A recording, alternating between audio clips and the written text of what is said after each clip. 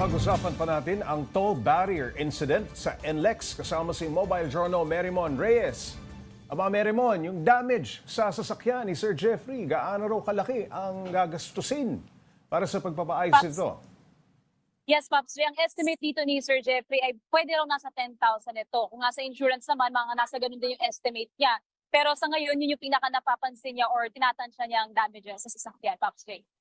Merrimon, nagkausap na ba ulit o may nakatakda ng pag-uusap yung motorista at ang pamunuan ng NLEX? Yes, Pops. Actually, nagkakaroon lang ng hintayan dahil nga sa Philippine Navy rin ito si Sir Jeffrey, hindi niya pa nababalikan ang opisina nga ng NLEX para mapag-usapan ng mas malinaw yung tungkol nga dito sa kanilang incident report. Pero ayon nga sa NLEX management, bukas naman daw sila na mapag-usapan yung nangyari at the same time para magkaroon ng kalinawan tungkol sa investigasyon na nangyari sa toll barrier na ito. Pops J. Diyan sa report mo, Merrimon, malinaw na inimbestigahan, inalam ng NLEX kung nagkaroon ng tinatawag na systems error. At ang sinasabi nila, wala talaga. Ang sabi ng NLEX, tailgating ang nangyari. Yes, Pops J. Actually, ito yung pinaka-inaalam pa natin sa ngayon kung may aabot sila o may share sila na surveillance footage. Pero ayon nga sa naging investigasyon nila, kasi nagkaroon din dito ng pagtanong sa patrol na nandoon, sa nasa cashier, at lahat pa ng posibleng naging witness sa pagkakataon na ito. At yun nga raw yung napansin nila na nagkaroon ng case ng tailgating. Kaya hindi nagkaroon ng tamang distansya, papunta nga doon sa toll barrier, kaya umabot sa puntong natamaan itong sasakyan, Pops J. Usually pag-approach mo dyan sa mga toll gate na yan, may mga warning, no? Malaki yun, nakalagay, no tailgating, di ba?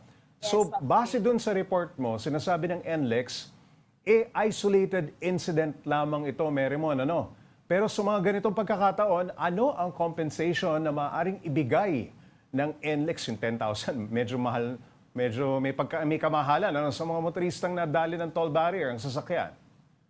Yes, Pops J. Ang nabanggit nga sa atin, una-una sa lahat, malinaw na komunikasyon na ang isa sa pinapangako ng NLEX management pagdating sa mga may ganitong sitwasyon na naranasan o naging encounter sa mga toll barriers. Pero kung sakali man na maging malinaw nga ng magkakaroon ng pangangailangan ng assistance, bukas naman daw ang NLEX para tulungan sila sa pinansyal na pamamaraan o sa kung ano pa yung kakailanganin regarding nga dun sa situation of case nila. So kung sakali nga na mayroon daw mga concern regarding dito, mayroon naman daw mga emergency hotline na bukas at hinihintay ang kanilang mga tawag para mapag-usapan ng maayos itong mga issue na kinakaharap ng ating mga motorista, Pops J. Again, Merrimon, anong paalala ng NLEX sa mga motorista kapag dadaan sa tollgate?